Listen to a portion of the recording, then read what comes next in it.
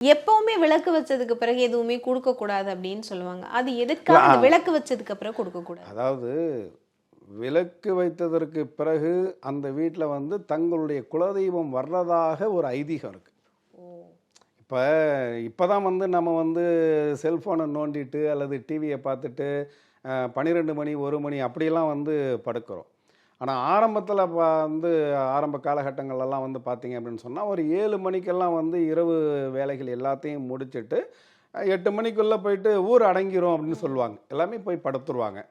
அப்படி படுக்கும் பொழுது வந்து நடைமுறையில் இன்றளவும் பெரும்பான்மையான மக்கள் அந்த கதவு போயிட்டு சாத்துவோம் இல்லையா, அப்படி சாத்தும் போது அவங்களுடைய குலதெய்வம் யாரோ அவங்கள வாங்கன்னு சொல்லி உள்ளே கூப்பிடுவாங்க. இப்போ எனக்கு வந்து கருப்புசாமி தான் குலதெய்வம் அப்படின்னா கதவு அடைக்கும் போது இரவு நேரத்தில் கதவு சாத்தும் பொழுது என்ன பண்ணுவாங்கன்னா கருப்புசாமி உள்ளே வாங்க அப்படி சொல்லி கூப்பிட்டுட்டு கதவு போட்டுவாங்க.